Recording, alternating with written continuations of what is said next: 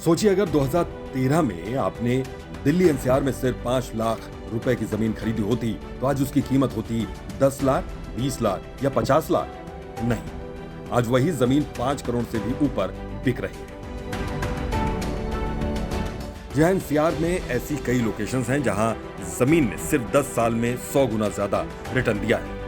और प्रॉपर्टी चालीसा आपको आज ये भी बताएगा अगर आप आज निवेश करते हैं तो अगले 10 साल में कौन सी जगह 100 गुना रिटर्न देने वाली है। तो बने रहिए हमारे साथ, क्योंकि आज की ये कहानी आपके रियल एस्टेट नजरिए को बदल कर रख देगी। गुरुग्राम कभी छोटे गांव का इलाका था। लोग सोच भी नहीं सकते थे कि ये जगह एक दिन इंडिया की मिलेनियम सिटी कहलाएगी।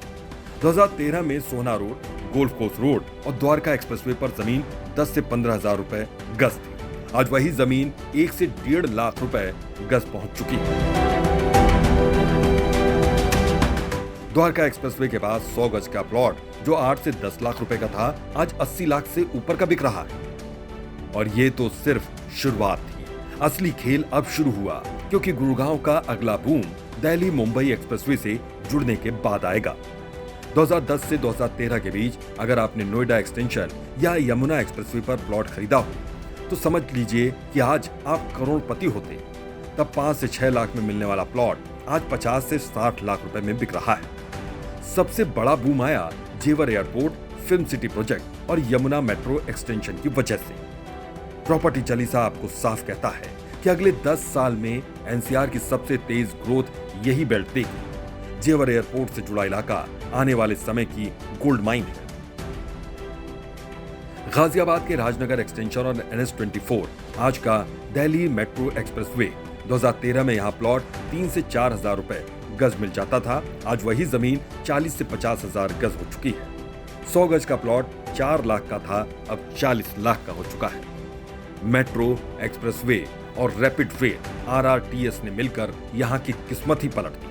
और प्रॉपर्टी चालीसा के एक्सपर्ट्स का कहना है कि आने वाले वक्त में गाजियाबाद से मेरठ तक रैपिड रेल कॉरिडोर के आसपास की जमीनें 10 साल बाद आपको हैरान करती नजर आएंगी। 2013 में फरीदाबाद को लोग सिर्फ एक छोटा इंडस्ट्रियल हब समझते थे, लेकिन दिल्ली मुंबई एक्सप्रेसवे और नए सेक्टर्स ने तस्वीर बदल दी।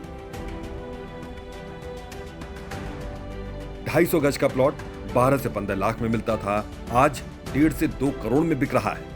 फरीदाबाद की असली रफ्तार अभी आनी बाकी है। IMT, मेट्रो और एक्सप्रेसवे इसे गुड़गांव का टक्कर का शहर बना देंगे। दिल्ली की जमीन तो हमेशा से सोने की खान रही है। द्वारका, रोहिणी, नजफगढ़, बवाना और छतरपुर, इन जगहों पर 2013 में बीघों की जमीन लाखों में थी, आज वही करोड़ों में है। नजफगढ़ और बवाना बेल्ट में 5 से 6 लाख की बीघा जमीन आज 2 से 2.5 करोड़ की है। साउथ दिल्ली की फार्म लैंड 50 से 100 गुना रिटर्न दे रही है। और एक सीक्रेट बताएं, आउटर दिल्ली की लैंड पूलिंग पॉलिसी वाले इलाके अगले 10 साल में एनसीआर की सबसे बड़ी प्रॉपर्टी क्रांति देंगे। तो अब सवाल ये कि अगर आज निवेश करना हो तो कहां करें?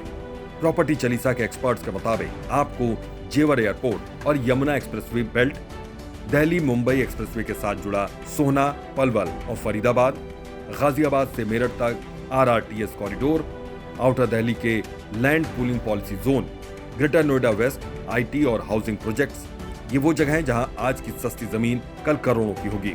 200 पिछले 10 सालों में एनसीआर की जमीन ने हजारों लोगों को लखपति से करोड़पति बना दिया। सरकार लगातार इंफ्रास्ट्रक्चर मजबूत कर रही है, नए नए एक्सप्रेसवे बन रहे हैं। अगले 10 साल में फिर वही मौका आने वाला है। फर्क बस इतना होगा कि इस बार मौका कौन पकड़ता है और कौन चूकता है। तो बताइए, अगर आपको आज निवेश करना है तो आप एनसीआर की कौन सी जगह चुनेंगे? जेवर, फरीदाबाद, गुड़गांव या फिर गाजियाबाद? कमेंट करके जरूर बताइए। स्क्रीन पर दिए गए नंबर पर फोन कर निवेश से जुड़ी और जानकारी के लिए आप प्रॉपर्टी चालीसा के एक्सपर्ट से सीधे बात भी कर सकते हैं। और याद रखिए, सही समय पर सही जगह पर जमीन खरीदना ही असली सफलता है।